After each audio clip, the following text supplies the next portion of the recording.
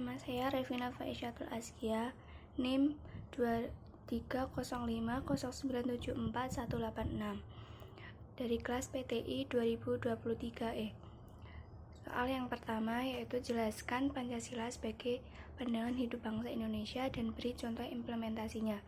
Jawabannya yaitu Pancasila adalah dasar negara Republik Indonesia yang terdiri dari 5 prinsip, yaitu ketuhanan yang Maha Esa, kemanusiaan yang adil dan beradab, persatuan Indonesia, kerakyatan yang dipimpin oleh hikmat, kebijaksanaan dalam permusyawaratan perwakilan, dan keadilan sosial bagi seluruh rakyat Indonesia. Pancasila dijadikan sebagai pandangan hidup bangsa Indonesia karena memuat nilai-nilai yang berakar pada budaya, agama, dan adat istiadat masyarakat Indonesia yang memiliki keberagaman agama, suku, ras, dan budaya.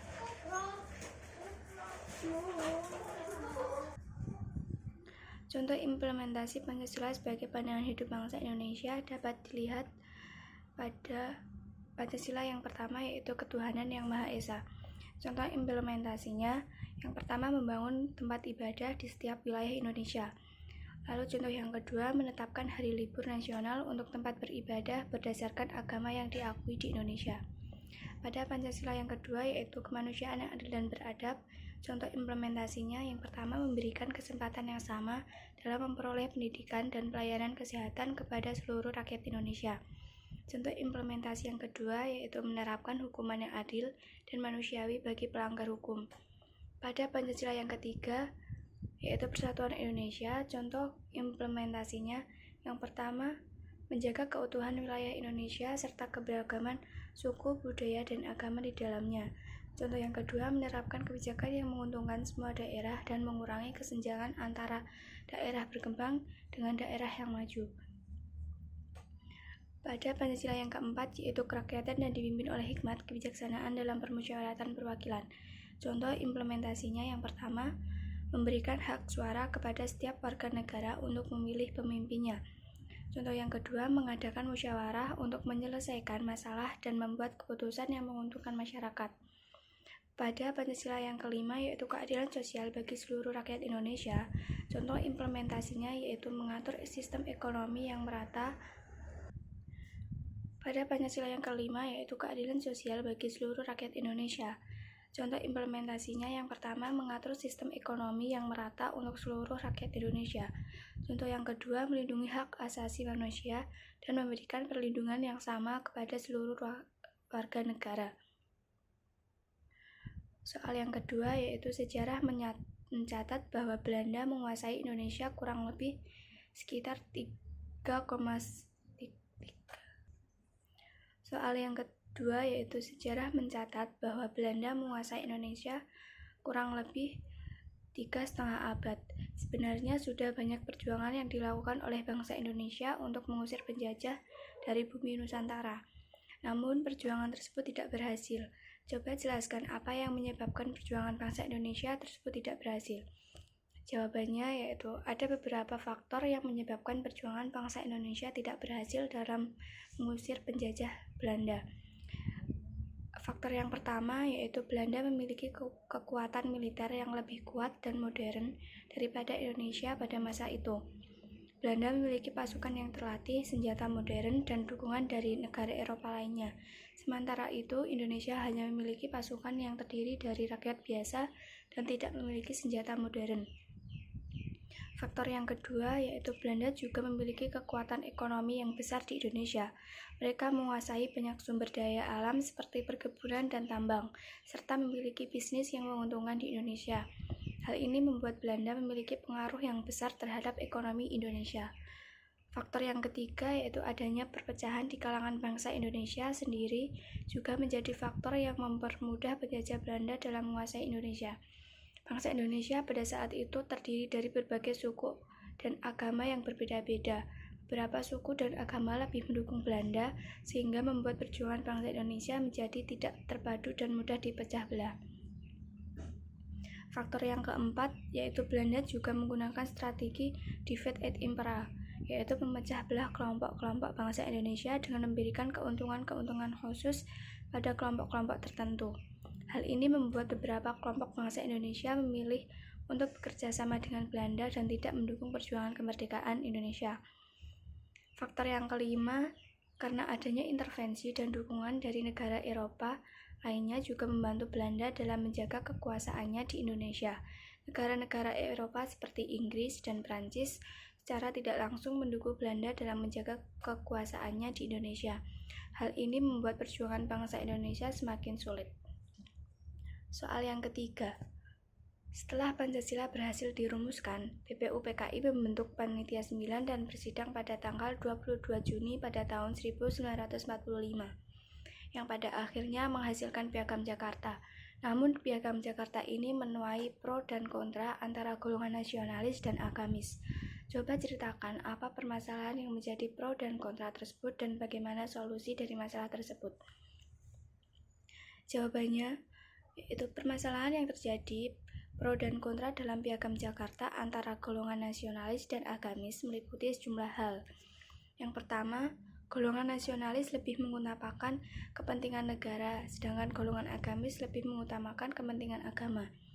Yang kedua, golongan agamis ingin memasukkan prinsip-prinsip Islam dalam Piagam Jakarta, sementara golongan nasionalis ingin mempertahankan prinsip-prinsip kebangsaan dan nasionalisme.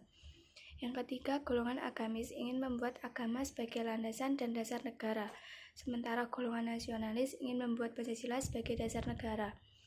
Untuk menyelesaikan masalah tersebut, sebuah kompromi dilakukan oleh BPUPKI.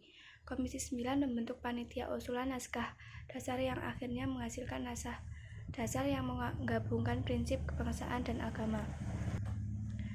Dalam naskah dasar tersebut, Islam diakui sebagai salah satu agama yang diakui di Indonesia, namun tidak membuat Islam sebagai dasar negara. Pancasila dipilih sebagai dasar negara yang memadukan prinsip kebangsaan dan ketuhanan yang Maha Esa. Dengan solusi tersebut, tercapailah kompromi antara golongan nasionalis dan agamis dalam Piagam Jakarta, sehingga tercipta naskah dasar yang merangkul seluruh masyarakat Indonesia, tanpa mengesampingkan prinsip apapun yang dipegang oleh masyarakat tersebut. Hal ini juga menjadi dasar bagi pembentukan negara Indonesia yang plural dan berdasarkan persatuan dalam keragaman. Soal yang keempat, yaitu jelaskan secara singkat proses terbentuknya nilai, norma, dan moral dalam masyarakat.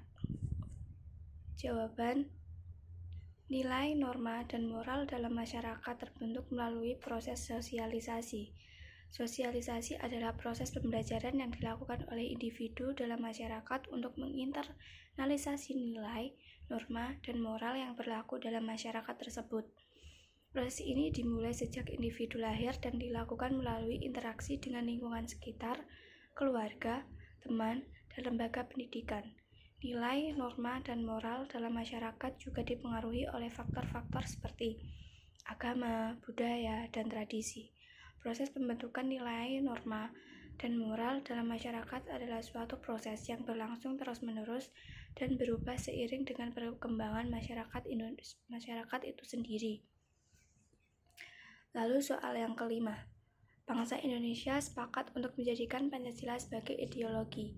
Namun ternyata di masyarakat juga berkembang ideologi lain selain Pancasila, seperti halnya ideologi liberal, kapitalis, sosialis, sampai ideologi yang berbasis agama. Menurut Anda, bagaimana seharusnya kita memposisikan Pancasila sebagai ideologi dalam kehidupan berbangsa dan bernegara di tengah ideologi-ideologi lain yang juga berkembang di masyarakat? Jawabannya,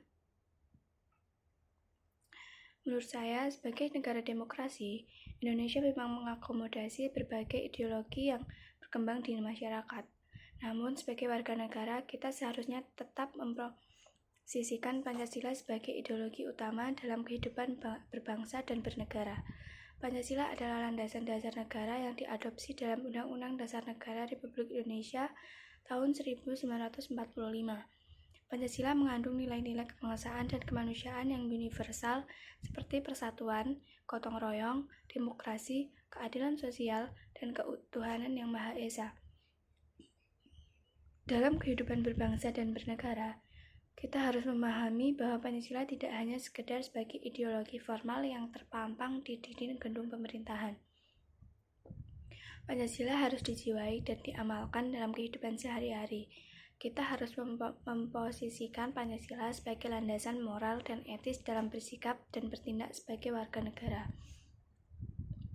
Dalam semua kegiatan, kita harus mengutamakan nilai-nilai Pancasila dengan tetap menghargai keberagaman ideologi yang ada.